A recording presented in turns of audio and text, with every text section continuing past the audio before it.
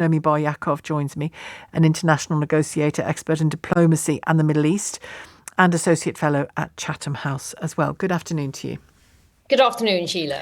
I mean, I know that there are often, back channels and conversations going on all the time while we see this military action up front. Is it possible to establish how close we might be to some kind of de-escalation of this? Because it all looks like escalation at the moment, doesn't it? Yeah, unfortunately, it's extremely difficult to try to establish how close we are to a diplomatic solution. I'd say we're not very close at the moment.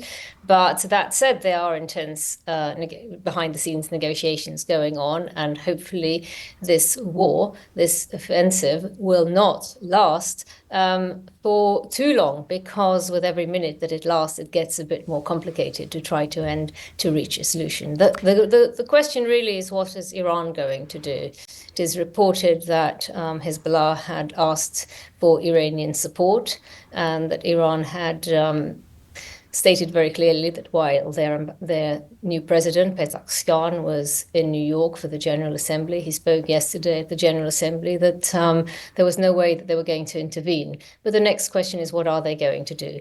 And what are Hezbollah going to do? Because if Hezbollah continue with long-range ballistic missiles towards the center of Tel Aviv, then you can be sure that Israel will go deeper and wider, and that there won't be a near end in sight. And clearly none of... Sorry, do finish your point. I said, on the other hand, in terms of diplomacy, I mean, one way out for Hassan Nasrallah, the Secretary General of Hezbollah, would be to actually push behind the scenes for a ceasefire in Gaza. Because if there's a ceasefire in Gaza, he can say, hey, look, we attacked with ballistic missiles. Well, true, yes, they were intercepted, but nonetheless, it was our first use ever of such missiles aiming at the heart of Tel Aviv, at Mossad headquarters, he said. So, maybe this is the way forward, to use that to try to actually reach a ceasefire in Gaza, which holds the key to a ceasefire in Lebanon, because he did say in his speech after the attack on his communication network that he will not, and the Hezbollah will not, attack Israel if there will be a ceasefire in Gaza. When did he say that? Well, he gave a speech a couple of days ago after the... he said that then, did he? Yeah, in that speech. Yes, he said it in the one and only speech he's given since the attacks. That's interesting, isn't it? Because I was about to ask you, but in light of what you've just said, let's talk about that. I was about to ask you whether Iran, when it comes to the situation in Hamas, in Gaza and Hamas, and the current one in Lebanon, the real question is, will Iran pull this pin and go all out on both fronts via Hamas and via Hezbollah, or against Israel? Hamas may have very little capacity at the moment in comparison with Hezbollah, but you think it's more about what Nasrallah does at the moment? Well, I think it's a question of what Iran tells him to do. Yes, I think it's more a question of what Iran is going to do. And I think the ball at the moment is in Iran's court, because it's very clear that, Israel has sent a strong signal, and more than signal, action with a lot of deaths. And it's taken out serious number of the very senior commanders in Hezbollah, as well as, we don't know the exact percentage, but a certain... certainly the part of the arsenal, and a serious part of the arsenal, has taken a hit.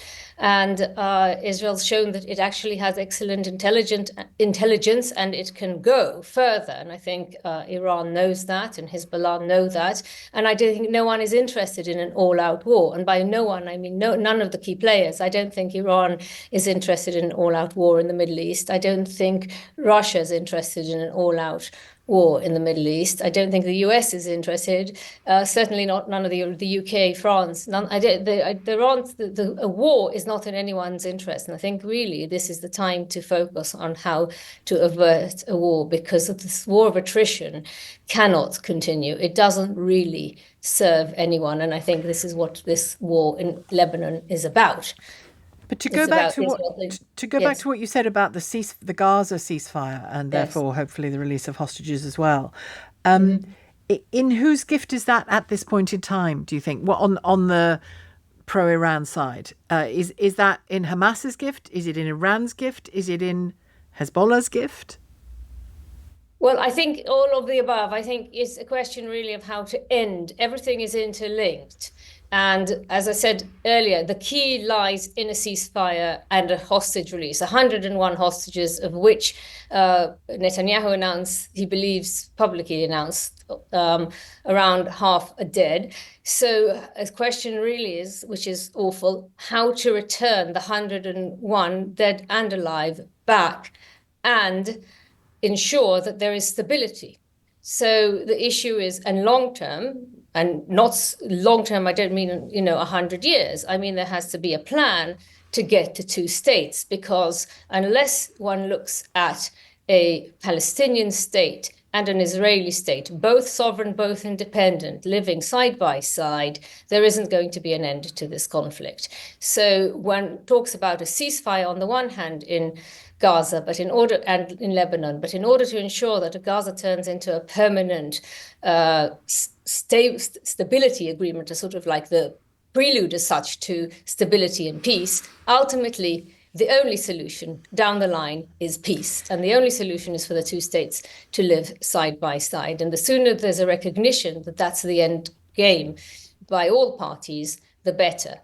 And that's where I think all diplomatic efforts should be heading, starting with a ceasefire in Gaza, in Lebanon, and paving that particular path with very clear benchmarks. I know that we got near that in the Yitzhak Rabin era, but I hear the two-state solution, and I think as well that clearly that for the ordinary people who just want to live, that is clearly the solution.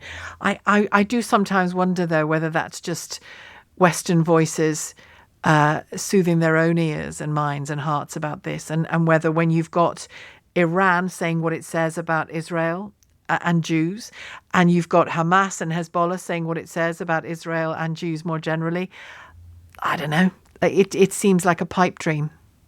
I hope it's not a pipe dream, but it feels at the moment like it might be. It may feel to some people like a dream, but I don't think for the people in Palestine and Israel, I don't think for them it's a dream at all. And you can see that the Palestinian citizens of Israel are living in peace with Israelis. So with Israeli Jews, sorry. So yeah. Israeli Jews, Christians and Muslims, which are referred to the latter to Christians and Muslims as Palestinian citizens of Israel. So they're ethnically Palestinian, and they're living in peace. Living within the Green Line, so within the borders of the sovereign state of Israel. They are living relatively happily. Yes, there are some issues, but they're members of the Knesset, and they're very powerful parties. There are a number of parties, Arab parties, and they were all against the Hamas attacks of the 7th of October. And, you have villages like Barta'ah, for example, the village that was divided in 1967. I mean, you have villages that half of the families, cousins, sometimes siblings, live on one side of the Green Line, and they're therefore Palestinians without Israeli citizenship, and then the others that have Israeli citizenship. And you can see how one side of that family is fully integrated into Israeli life, and the Israeli they are Palestinian citizens of Israel in the Ministry of Foreign Affairs and in various, high-level positions, and certainly, as I said, very powerful members of the Knesset, like Ayman Odeh, for example, one of the brightest around. So you have some you have that example of how there is coexistence. There's no difference between the Palestinian citizens of Israel and the Palestinian citizens of Palestine, other than the fact that they don't live some of them will live on one side of the Green Line and the others in the other side. I don't think that what Pezeshkian, the president of Iran, spoke about yesterday, this referendum idea that, Iran has had for a long time, is of course a recipe for disaster, because it'll be a bloodbath. And I don't think a one-state solution is any sort of solution. It is very clearly a plan to end the existence of the state of Israel. And therefore, the only other option is to have two states and to work very quickly towards that end, given that settlements have been built on Palestinian land, and that issue has to clearly be addressed. Well, I admire the hope and the tenacity of people like you, and it's I hate to say to an expert in diplomacy and negotiation that it might be a pipe dream because you work against those options, don't you? Really. So thank you very much indeed, Nomi. Good to talk to you, Nomi Bar Yaacov, international negotiator, expert in diplomacy in the Middle East, and an associate fellow at Chatham House.